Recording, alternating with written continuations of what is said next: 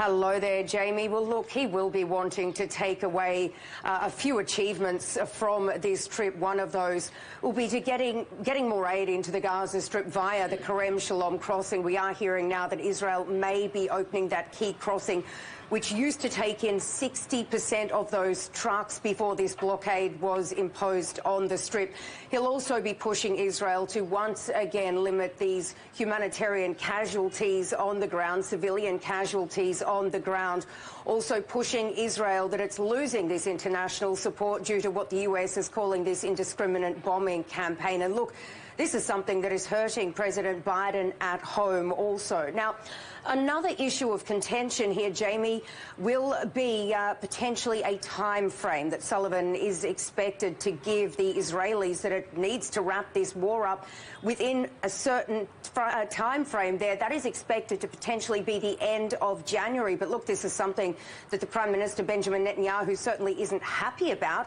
He's been saying that Israel will take as long as it wants, with or without international support. Now, there's another issue here that is driving division between these two countries, and that is, of course, what Gaza should look like post-war. It seems that the Israelis don't really have some sort of a vision on what could happen here. Well, it's certainly not a vision anyway that's aligned with what the United States is saying, and that is for a two-state solution run by the Palestinian Authority. We have heard from Netanyahu over these last few days saying that that simply will not happen. So it will be very interesting a little later on today when we start hearing what's coming out of these meetings. And despite the international calls to reduce civilian casualties, Israel is continuing its bombardment with dozens of people killed in Rafah.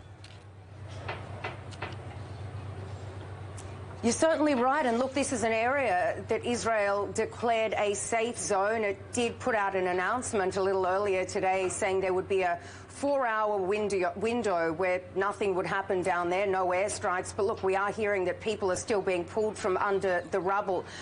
Now, just look at these pictures, Jamie. The IDF just released them a couple of hours ago. They appear to show, well, what the IDF says, a Palestinian gunman surrendering. Many have their hands in the air.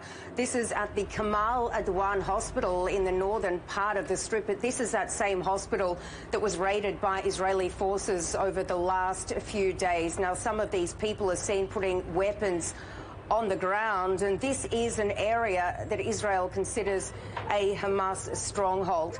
And look, we do have some news just in, and Palestinian residents are posting pictures on social media down in the Strip saying that they've just been airdropped leaflets for bounties on the heads of Hamas leaders in the Strip. We are talking specifically here, Yahya Sinwar. Israel is reportedly offering $400,000 for anyone who gives any information to his whereabouts, so Israel can potentially hunt him down, given that he is the most wanted man here in Israel and the one that Israel holds responsible for those October 7 attacks. Sarah, thank you for that. Our correspondent Sarah Coates in Tel Aviv.